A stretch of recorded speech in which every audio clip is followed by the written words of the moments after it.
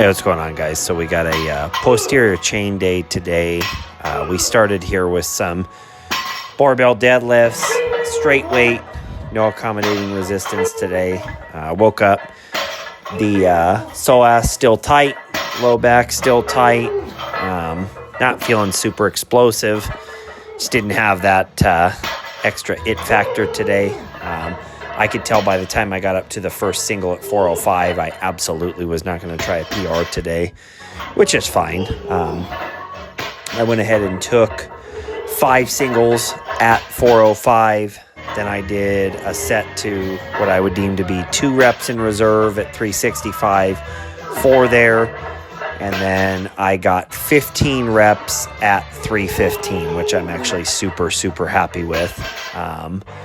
I previously got it for 14 on 2 separate occasions. And like I say, today wasn't a great day by any stretch of the word as far as deadlifts were concerned, but I was happy to grind out 15 reps. I'm happy with how easy 315 feels. It used to move really slow, honestly. I didn't prioritize deadlifts at all.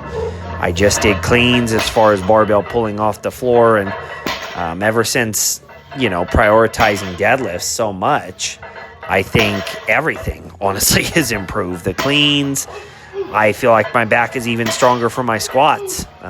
So those of you out there that are just like, kind of bought into that whole just do cleans, you don't need barbell deadlifts, you know what I mean? Trap bar deadlifts will suffice, this kind of thing. I think there's something to the barbell deadlift that's really super underrated, right? It carries over more so than what people think it does.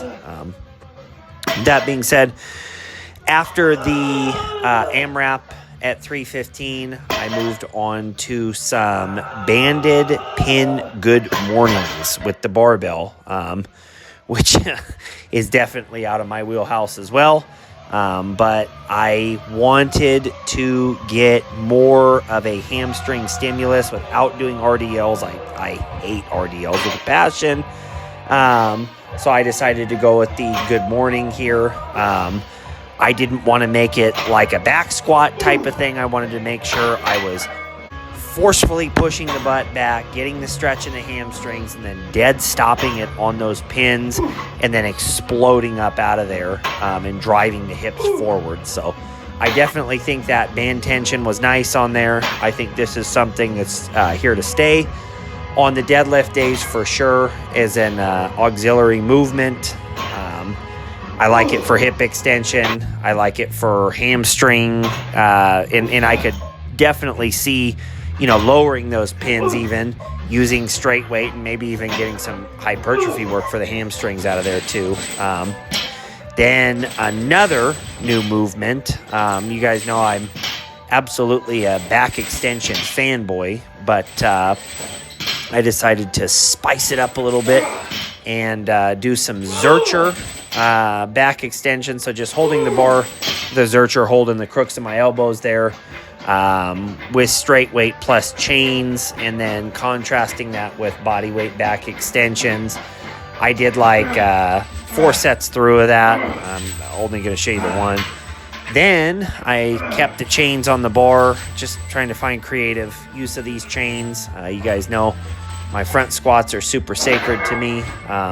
So I did a front rack chain loaded with the straight weight farmer's carries. I did a bunch of rounds of that.